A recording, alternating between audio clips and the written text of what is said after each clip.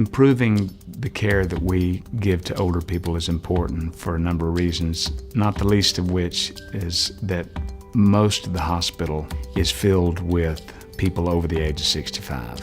Particularly older people who have problems with memory and dementia, they probably have the biggest challenges in accessing a hospital because it's difficult for them to communicate their needs. But also older people who are very frail, who have difficulty mobilising, a hospital is often a very difficult or challenging place for them.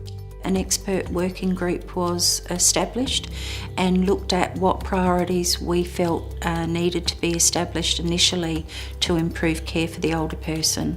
We did come down to 5 priority areas. The 2 most important was to make sure that the national standard for the comprehensive care of older people, in particular in relation to cognitive impairment, was effectively rolled out across Adelaide and South Australia. Secondly, we wanted to make sure that we could develop services based in the ED that allowed older people to have other options other than being admitted to hospital.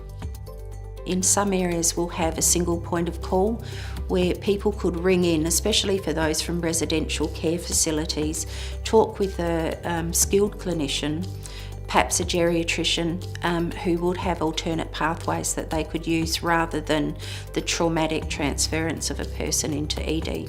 One of the many challenges that I faced is people ending up in the ED and going to hospital when really other avenues should be explored first, and maybe they don't need to make that journey to the hospital. If your GP can sort you out, or you can have a nurse come to visit you, instead of making that trip to hospital, it would be much better for older people.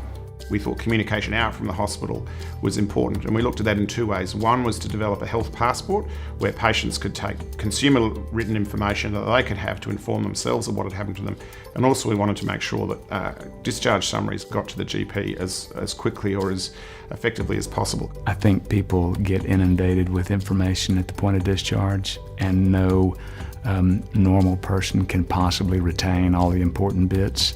And having it written in one specific place, all the things that they need to be remembering, is important. And lastly, we wanted to make sure that we measured what we did so that we knew we were making improvements.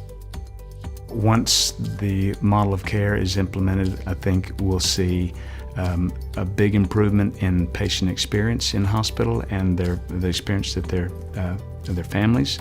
And I think you'll also see a reduction in morbidity and mortality, and there might also be an associated reduction in length of stay.